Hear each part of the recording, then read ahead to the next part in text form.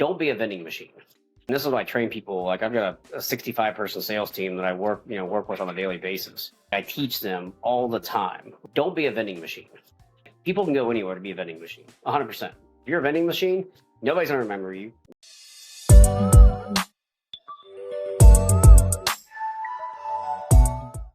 This is Off the Leash with Professional Canine. I'm Adam. Closer. I'm Tom. So I do believe today's talk is going to be centered around retail. That's why we let you come on here, so you can talk about the retail. So I can talk about the retail. Well, essentially from the very beginning, really starting to, with training in general. My background comes in from retail for the last about 20 years, just in a different form of retail. Figuring out how to position different types of products, coach teams, really look at products in general, kind of like looking at reputable brands, but, that's just my background. But when we start really looking at the why behind the what, the what's the retail side of this business and the why behind it. So when I first started, this has probably been, I think, 3 years ago, looking at, the retail as a whole within this business. It was kind of why were we just sending people out to go purchase the products on Amazon or, any website, anything along those lines. It's more difficult because we don't necessarily have an actual full-blown retail establishment. Our establishment is basically on four wheels, and it, travels to trade shows, pet expos, things of that nature. So when clients would ask us, and we, once again, we didn't necessarily really have a ton on hand. The biggest thing is that, we want to be able to have the products, and hence why we, kind of establish the need and the investment, which, definitely, we use everything as more of a training tool versus just like an actual retail. So in my other business, it is more of trying to find different ways to, not necessarily add additional products, build value with them, and also be able to position the products. So in this realm, it is, showing and demoing the actual product to the client. And I think everybody in here would definitely, well, there's only two of us, but I think, the rest of you would actually reconfirm that anytime we see somebody at like a pet expo and, a dog is pulling them all over the place, and the very first thing that we immediately look at is who is actually going to walk over there and say, hey, I think I have a solution for you. That is part of the actual retail environment. And that's probably something that we do drastically different than, just a standard big box company. Demoing the products is absolutely key. I think, one of the things that we want to kind of point out is when we did start training, and kind of like what Adam touched on, like we were trying to send them out to different places and get things, and it didn't make much sense. So we decided that we probably should just carry the products ourselves, because it made more sense. And it was at that time we have our leads, and then we started getting into Hermspringers and eventually into Dogtra and some other products as we went. And it seemed like we were standing behind the product. So we were like, hey, we know this product works, and that's the reason why we're willing to sell it. So yeah, I think that was, starting that training realm, I think it made more sense for us to have it in stock and doing, selling what we use essentially. I think some of it too is that I would have recommendations for people, and it would be difficult to get it. It would take, there's a lag time between going to the session, recommending XYZ tool or product, and then, they may not even have it by the next time we need to meet. And so being able to kind of have all of it, at our fingertips and be able to make adjustments on the fly and have the product readily available to, like you say, test drive it. I can't tell you how many times that is really important to, and that should be something that people look into as well when you're, talking about how do you select a trainer and what does that all look like, having the availability to test out these products, test out the different kinds of tools, and figure out what fits each situation. because it looks different for every dog. So us being able to carry kind of a variety of things has been super helpful. And Adam, you've done a great job, making the connection with these companies, because that was something super important to us when we started this. Is like, I didn't want just any kind of e-collar or prong collar or crate or, Chewy dog toys, any of those things. I didn't want just what's out there. I want to make sure that the companies that we are buying from and using align with our values and how we want to conduct business. And safety, that's a big thing too, safety. So, developing that relationship has been great.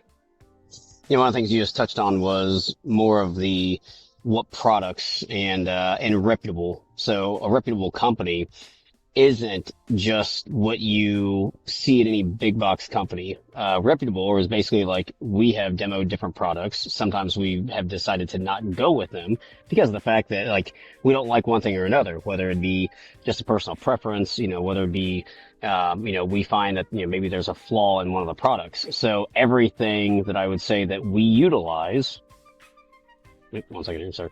Everything that I say, everything that I think we utilize is something that we have kind of all as a team signed off on. We talked for a quick second about like the leads. At the very beginning, we were, as far as like, if we're looking at the margin side of retail, clearly it's something you have to pay attention to. But, like one of the clips in which we were using, we found that, that was probably, the reason why the retail cost was substantially higher. So I went out and found a different clip, and we put that thing through the ringer. I mean, we hooked it up to trailer hitches and truck hitches, and like literally pulled on that thing to see if it would break, to see if it would snap, just because if it snaps there, then do we, believe, like what, an 80-pound, police canine, could it actually get out of that? And could it, get free? Because in that case, then it becomes a massive issue. It becomes kind of a liability thing. Yeah, everything that we've, especially our leads. In fact, I had a guy today, he even looked at my lead at canine training, and he was like, hey, where'd you get that lead? And I'm like, well, actually, we make these. And he actually wanted the bigger clip because of, his dog, his particular setup on his collar. So that I'm going to be selling him one of those here shortly. But that also spawned into a conversation that led into other products such as e-collars and whatnot. But back to the lead, like, we made sure that, our Amish person that is putting them together for us, they have quality stitching, they use rivets. I mean, I've yet to have a client say the dog snapped it. I've had clients say the dog chewed it, but I've not seen them where they just had absolutely snapped it in pieces. Yeah.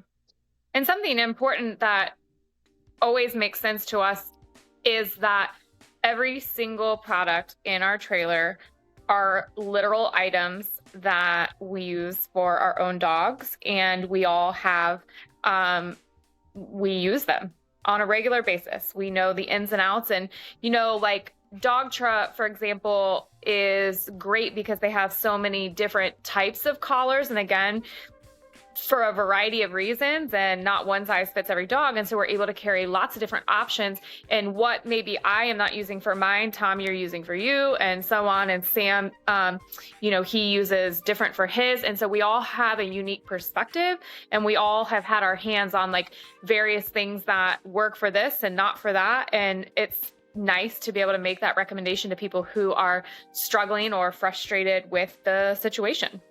Yeah, like specifically in e-collars, like we particularly have chosen Dogtra, and there are other e-collars out there, like we know they're good quality e-collars, and that's not really the point of the podcast today, but we went with the certain ones because we are aware of what they can do, the economic value. I mean, there was one collar we looked at, and I mean, it was just astronomically high, and it turned out it really wasn't a good collar. And so the collars that we have selected for our remote collars, I think is good. I think it's a good quality, and I also think it's user friendly for our client. And I think that's important too.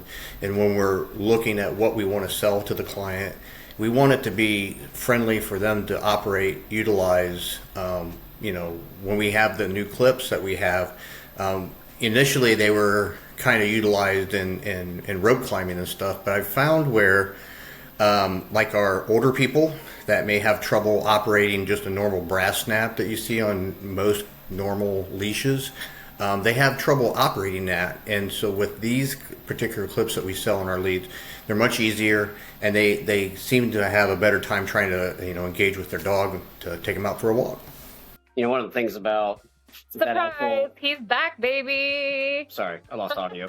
One of the things that when you start talking about the snaps, like the silver snaps, the brass snaps, I had a very small stint of working in equine sales, and people would literally come in and buy them by the dozens because of the fact that the spring-loaded mechanism inside the actual snap itself, which is that's like a single spring, it would become gunked up over time, and then it would fail, and it would basically all it is a cylinder inside of a channel, and the moment that spring stops working, you basically you kind of jeopardize the integrity of the actual product itself. Whereas a frog clip, you have two different. I mean, hell, you look at mountain climbers. Obviously, they use frog clips all the time. So, if it can hold your weight on the side of a mountain, I'm pretty confident it can probably hold, a 20 to 60, 80 pound dog. And, it's just one of those situations where, I would much rather make sure that, my pet is safe. And make sure that no matter if it's walking a 5 pound 5 pound puppy or a big Malinois that's ready to go after a squirrel the next time he sees them. Not that I have that kind of experience at all, but when that happens, I want to make sure that there is a dual safety mechanism such as a frog clip to make sure, and that's why we primarily only sell that. Now, the biggest difference would be going from the big frog clip to the mini clip, because the mini clip definitely works better on a 225 prong collar, and also has the ones that we carry have a swivel on them, so that way it kind of avoids any of the tangling and kind of creates an issue. So once again, we put them through some pretty rigorous testing. It's not like we have a couple hundred people just testing them out beforehand, but we pretty much put them through the ringer to see what all we can do to see if we can break them intentionally, because we want to make sure they're good. Right.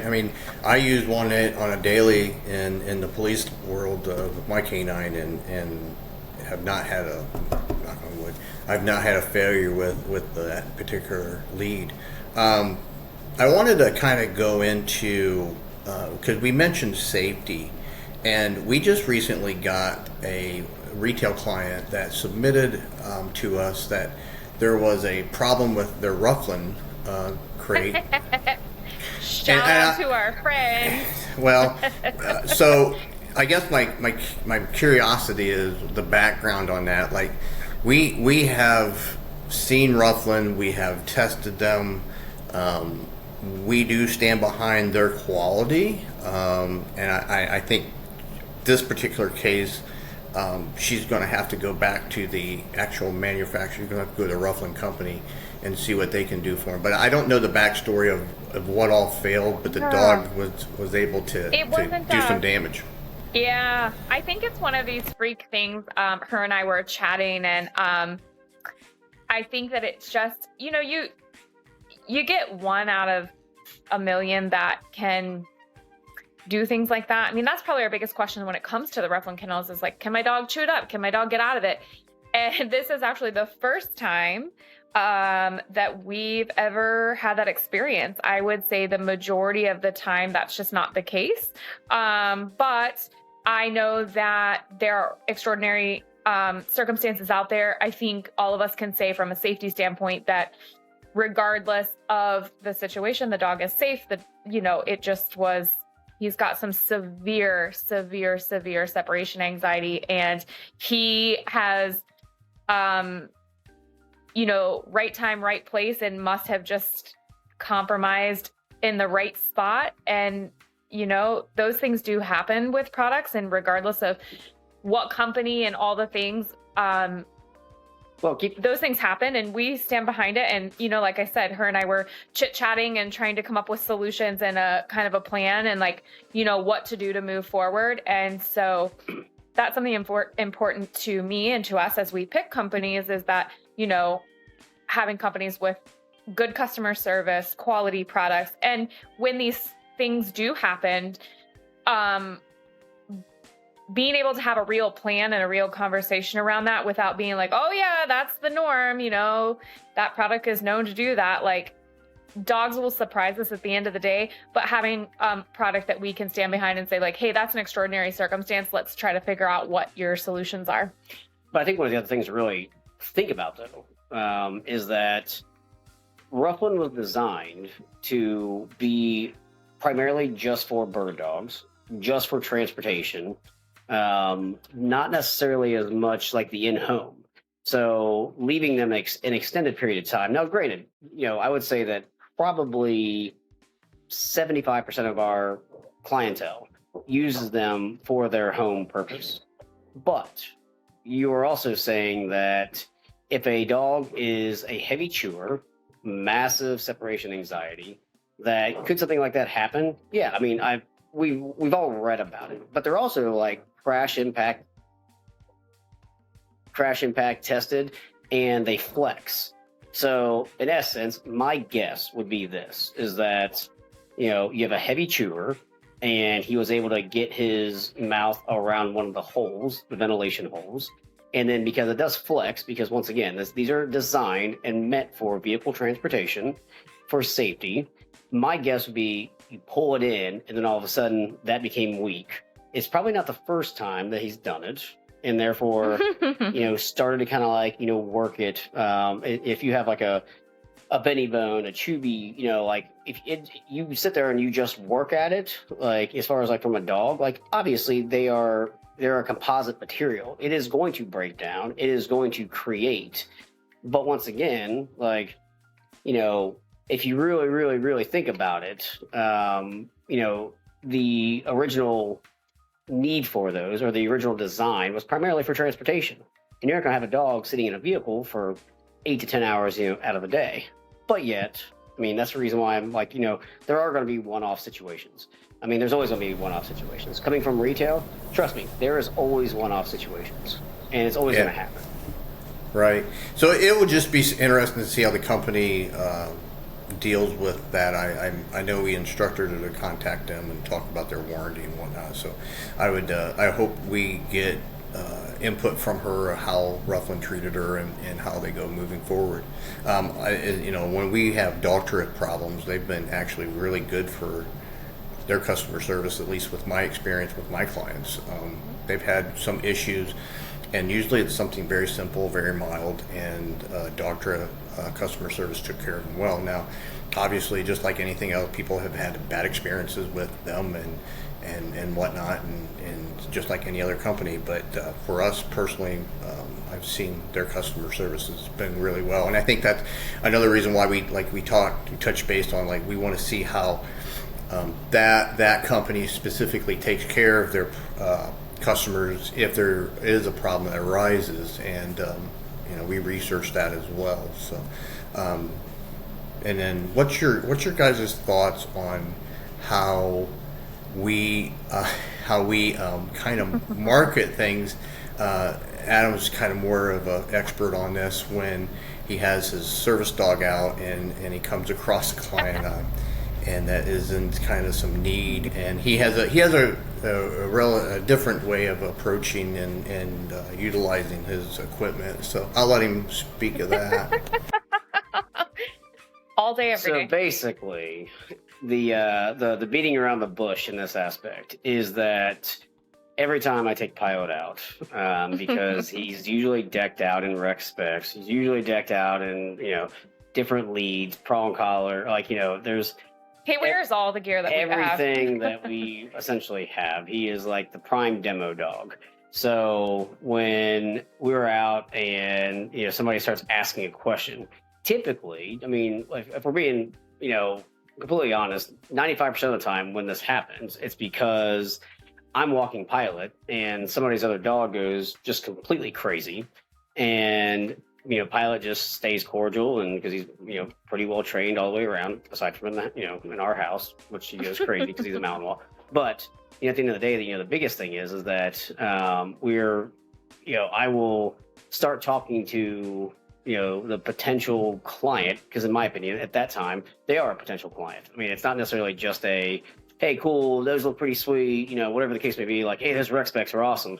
Like, it's always the dog goggles, and, is your dog going on a motorcycle, and like things of that nature. When all actuality, it's actually like, no, they do serve a purpose. There is a reason for them. They're an Ohio-based company, the shop local mentality. But people start to ask questions about this, and then I'm like, hey, you want to try these things on? Like, you want to try this on? You want to try this on? And then it never fails that luckily I have a backup spare in my truck, because I usually carry 2 of everything. And then all of a sudden, people start wondering why Pilot has so much new gear. Well, it's because when we get new products in, we immediately just we take them out, we demo them, people want the stuff, and they start asking about it. And then they envision what their dog will look like with it. And whether it be, like a harness, to me, everyone that I've worked with, and especially at pet expos, things of that nature, they're always like, well, I got a harness to control the pulling. And it's actually like, I mean, it's going to do something with pulling, but it's not going to it's going to enforce the, or kind of project the pulling and kind of entice the pulling, versus what their mindset is. And it's basically just like an education thing. So to me, like a Julius harness, that is, for badging, and, for definitely like a handle in general, which obviously we've seen different applications and different reasons for them. Flat collars, everything has a purpose. Everything is a tool. It just depends on how you want to use the tool. Some dogs will do absolutely fine with a harness, and, hats off to you. If you can train a high drive dog on just a harness by itself, like, hats off to you. Like, I very rarely see it, to be able to be done efficiently. But, just the other night we were leaving dinner, and a client, well, will be a client, but somebody was walking their shepherd and getting pulled all over the courtyard, and just kind of walked up and started talking to her. I said, hey, like, is it something that you definitely like? Do you need some help? Like, ironically, I had my shirt on and started talking to her, and now she is she's going to be a client. We're going to be setting up an actual lesson itself. I think that's our favorite way to engage with people. Sometimes it's not, when you talk about marketing our business or what we're doing, I think that it's just us enjoying being out in public spaces where other people are enjoying their dogs. And my husband can't not talk to everyone, and he wants to fix everything. He wants to fix everyone's dogs, because it's so much nicer to enjoy your time and enjoy your life and your adventures when you have a well-mannered dog. That's for sure. He does it. Make sure he does it with a shirt on. He always has to have a shirt on when he does it. So what he was referring to is our professional canine shirt. But you're right. Like, when we talk to people, even at pet expos and whatnot, I think it's really important for people who are considering getting into a retail end of their dog training business. Don't just sit behind the table. Get out, interact with the people coming up and talk to you. I've seen it thousands of times where people are like, we didn't sell anything, we didn't do this, and then they'll come to us and we're like, you guys are doing so much stuff, you guys are selling things, you're obnoxious, right? And I think it's normally our goal. Every year we bring something new to the table, and it's because of that, because we want to be unique, we want to stand out, but the foundation of that is that we are extremely approachable. We come out, we talk to people, they'll come over, they'll have questions. When you mentioned about test driving stuff, how many times have we given gear? Yep. We don't really know who these people are. We say, hey, why don't you just walk around the place, see what you think, come back. And they come back. Now, it's usually, I would say, a 95% of, they usually buy the product. Every now and then they don't. Yeah. And that's okay. That's perfectly fine. But that people to get trust, what they need. Right. Yeah. And they want that trust. To get the things. Yeah.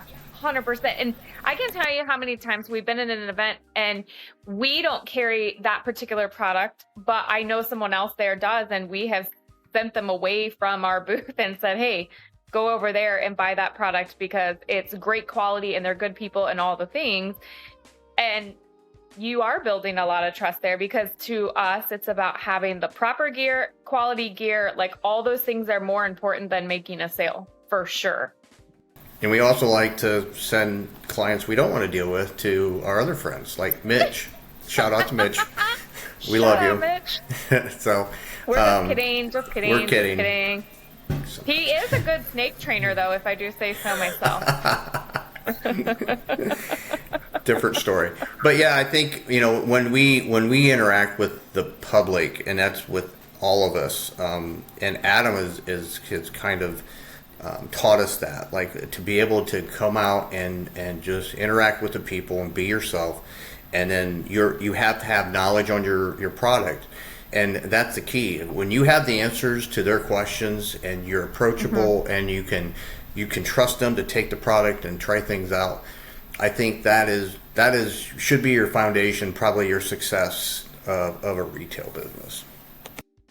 Well, I mean, there's one big key part that I think that we all have to kind of agree on, and no matter how you position it, like, you're always, and this is what I train people. Like, I've got a 65 person sales team that I work with on a daily basis, and that sales team, like, I teach them all the time, like, don't be a vending machine.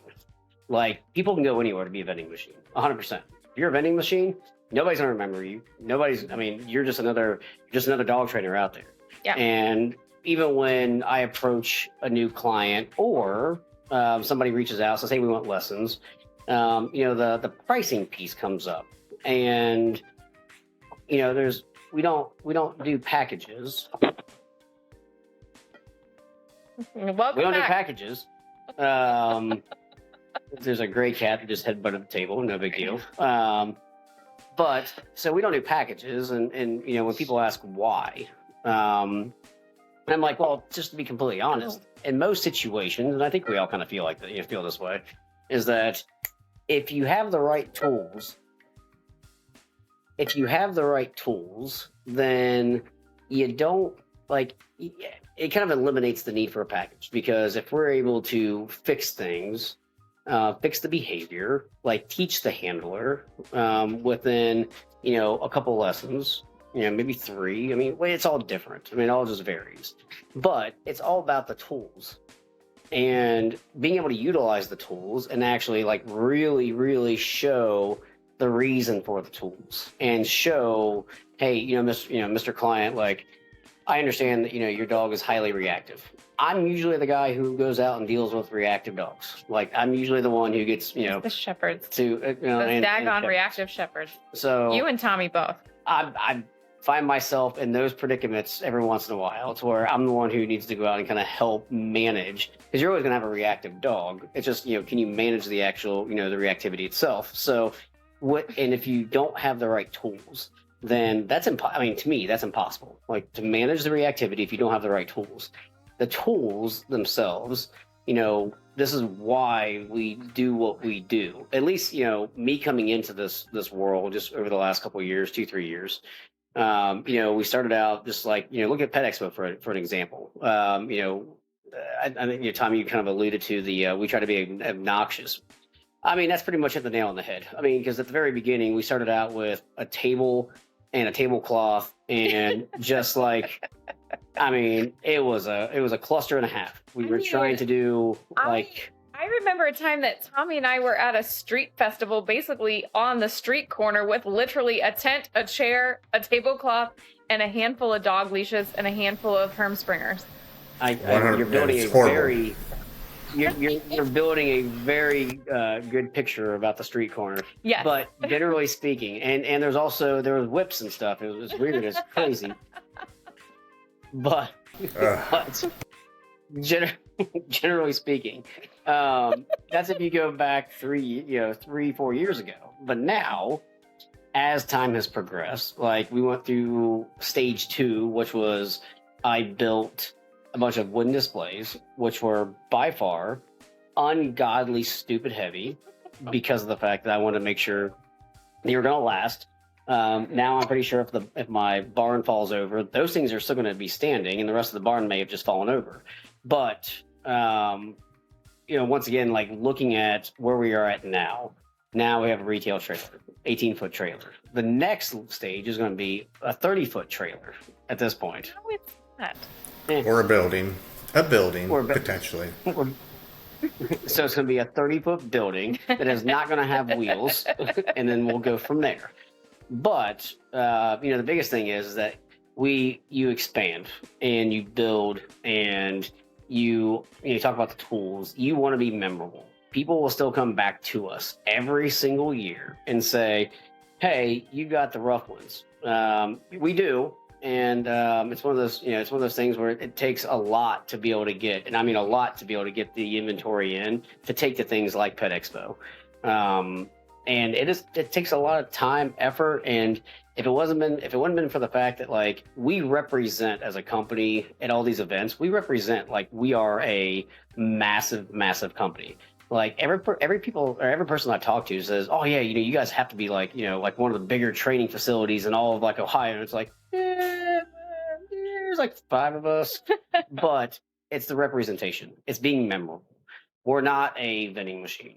We do demo the product. We try to make sure that every single person, has a solution, even if that means we don't have it. Just like you said, send it to some place that that has it, because there's unique circumstances. But I know I'm a firm believer in like I'm only going to put my name and my reputation on something that I truly believe in, and that's the way that I feel like we all look at our products in general. For sure. Yeah, you hit a lot of points there, and I think the nice thing about when we pull into Pet Expo and the people come like day one, typically before the doors open, we're already selling products. And when we started it, we wanted it to be a dog training business, and we still are a dog training business, but we have a retail side. And sometimes we don't want to blur the lines, right? That can happen. We still want to focus on our training, our principles, and how we want to continue with trying to change a dog's life as well as the owners. And I think that is our foundation or our motto as far as what we stand on.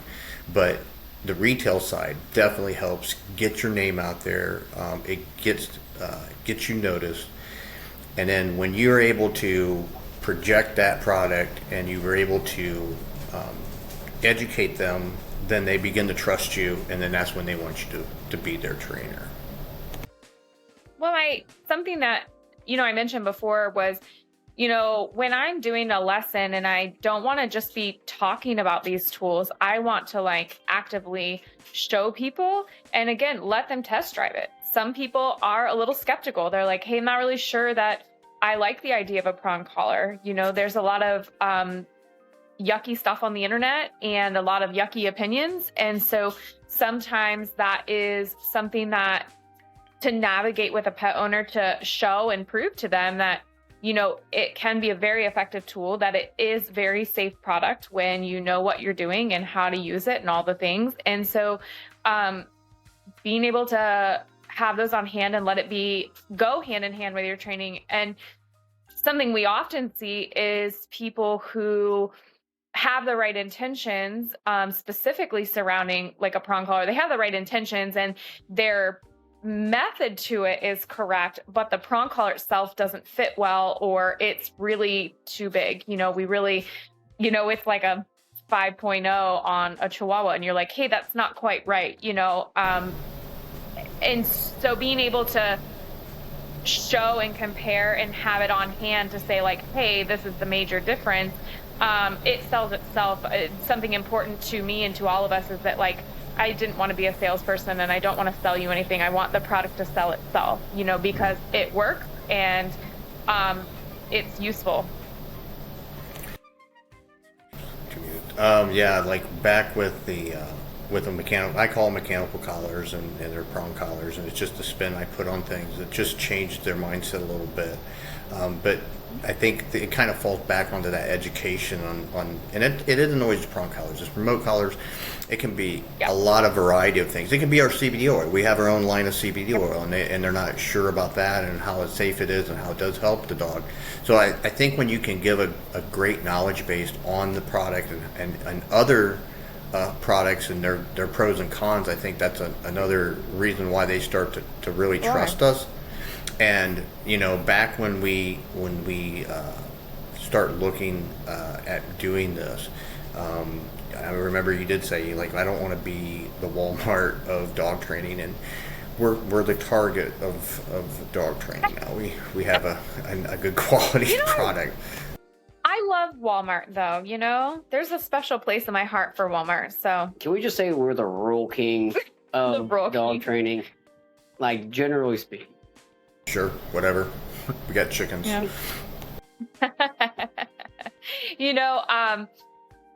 The other thing is that I think that from a training standpoint, having these products available,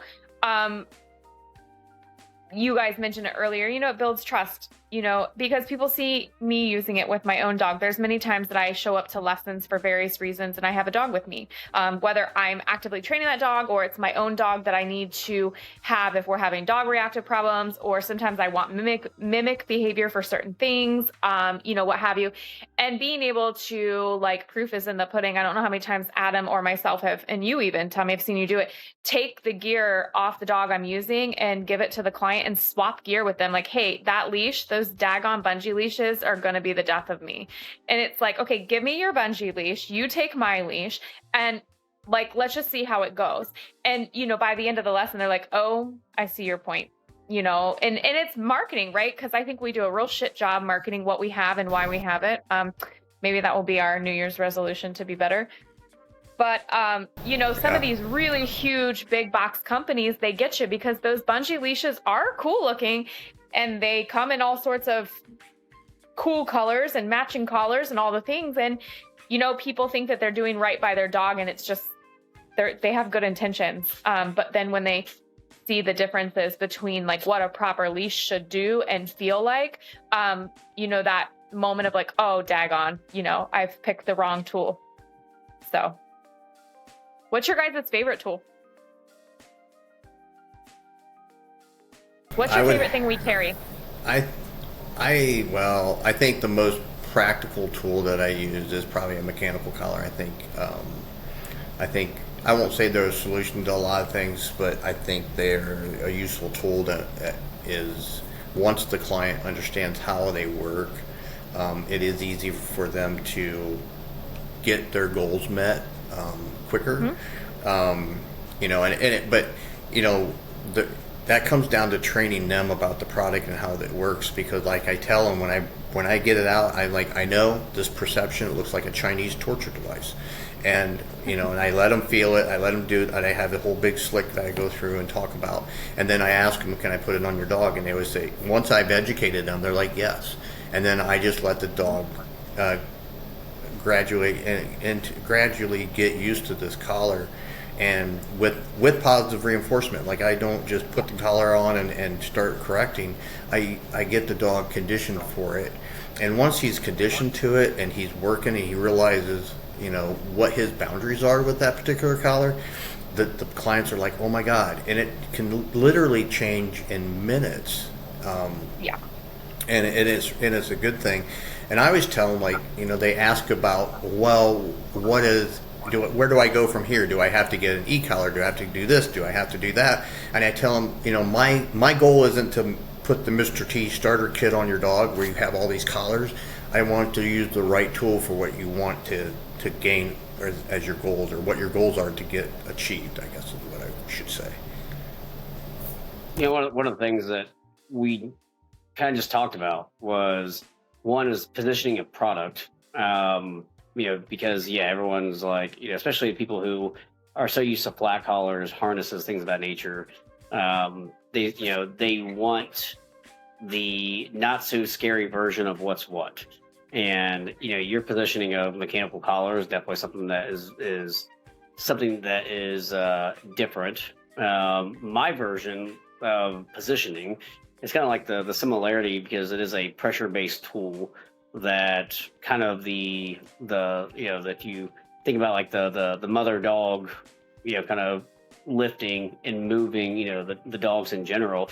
And like once they realize, it's like, well, I highly doubt the mother dog would be trying to self-inflict or cause harm to their puppy, then it puts kind of puts the guard down a little bit, because then, I mean, you do still have to like get through to the very first time, just put the collar on, because there's been times, so many times that I can recall, where people are like, nope, get that thing away from my dog. And it's like, okay, cool. Well, I mean, you can try it, but if you don't want to, I understand. And I think that, we're saying that the products that we have, we support them. Everyone's perception is going to be different, 100%. So if there are people who have had the best success with a gentle leader, or a flat, or whatever the case may be, we have just basically been able to say we have built a retail foundation based off products in which we have had success out of. It's not degrading anybody else. It's not degrading any other product. But I also feel like we've seen enough. It's kind of like the State Farm commercial, where it's like, we've seen a thing or two because we know a thing or two. No, I mean, it's something similar to that. But like, we've seen plenty enough scenarios to where that's why we go with the products that we do. Now, everyone else might have a different opinion, but we've had great success. Yeah, I agree. When I talk about, and I'll just touch base with this, people are always like, well, what if I go with an e-collar? What's the difference between an e-collar and a mechanical collar? And the simple thing is, I say, mechanical collars is, for me, personal, because you are applying that correction.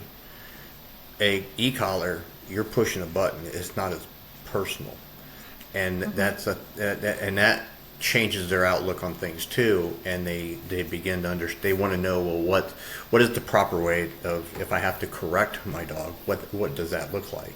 And then I show them and I tell them, like, all dogs are different, all situations are different, and there is no cookie cutter solution. And that is 100% on all dog training. Like, we can say this or that. I mean, we've had dogs on certain tools that didn't work well, and we had to go to something else, or we had maybe a high end that we went to an e-collar, and it just really wasn't connecting the dots for the dog. And usually that's conditioning, and that's a whole new story I don't need to go into, but we have to reinvent what that could be, or reevaluate what that solution is for that dog.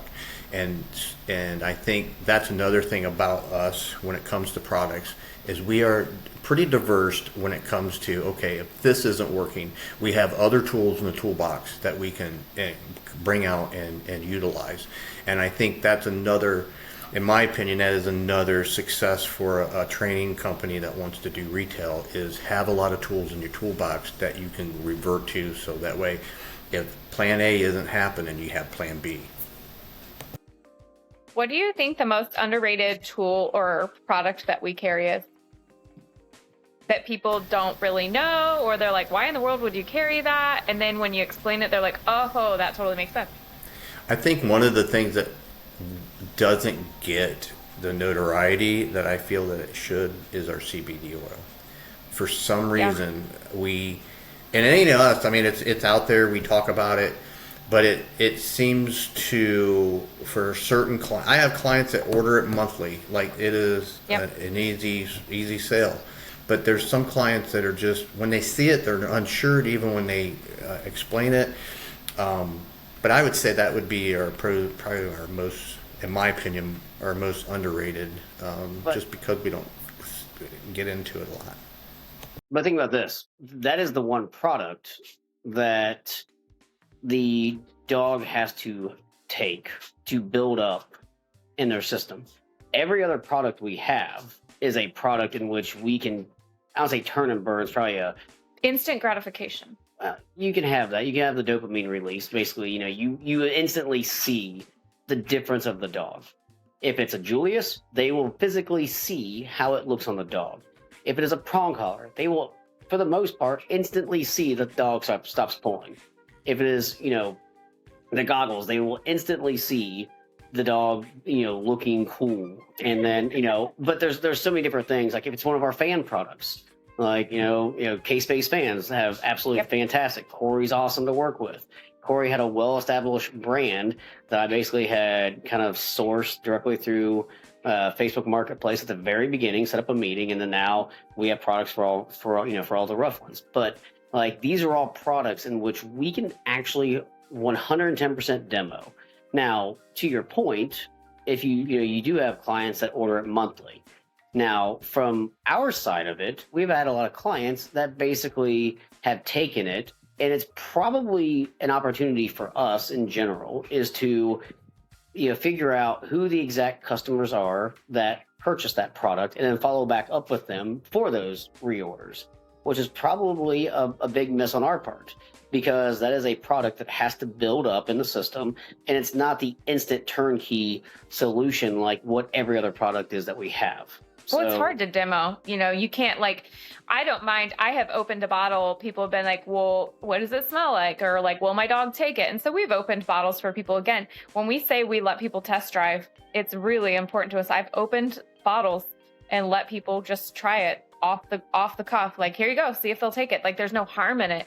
But you won't see that instant situation. So maybe maybe next podcast episode, we'll go in the weeds. We'll get nerdy about CBD products. Maybe we can have our friends, so cool, but we actually, have this formulated for us, and we got to be a part of that process. And we went to one of the facilities.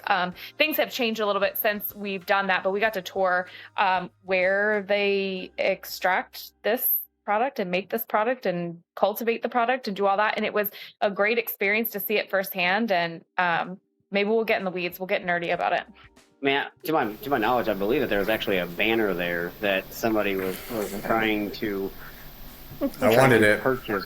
I don't know. It's just weird. I had the checkbook. I was ready. It's fair, and I think that would be a good maybe a video or something we can shoot because Jess alluded to fun.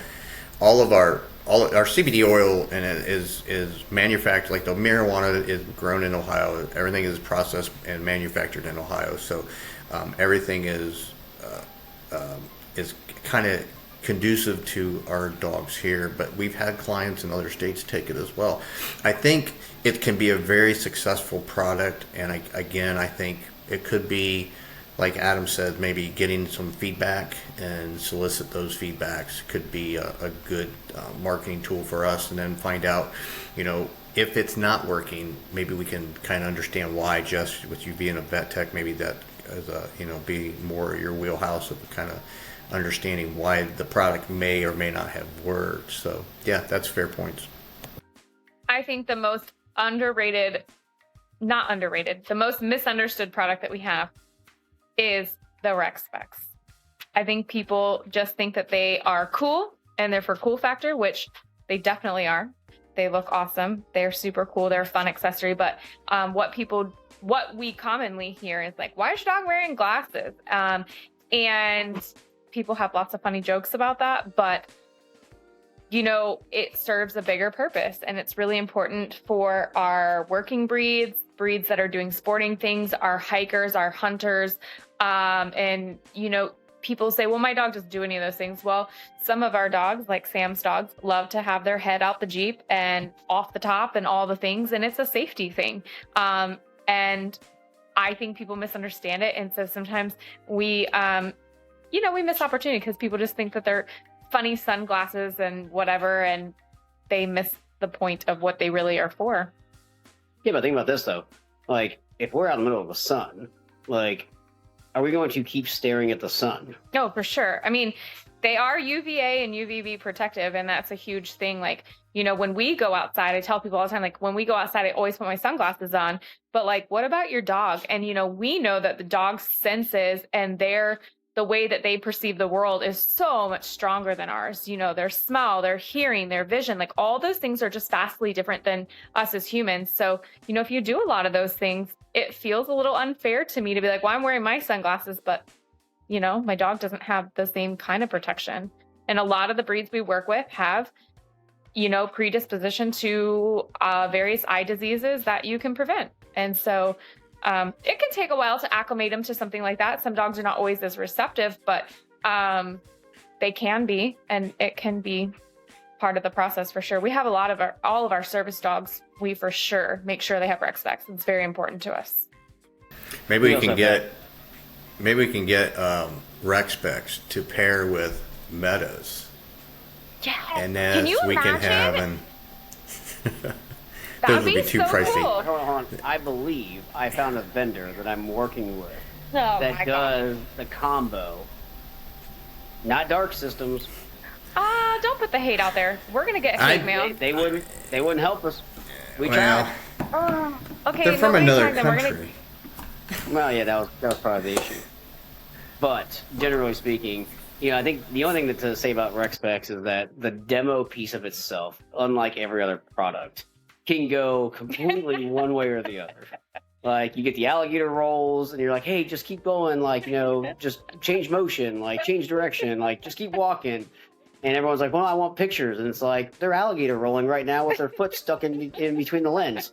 But once again, like, that's where the demo itself, if they can see past anything that you, like, just change in a dog's behavior at the very beginning, like, they are going to be like, what is this? And it's going to take a little bit of time, no matter what product it is. And if you get people, and when you get people to see past that, then you're usually in a lot better shape.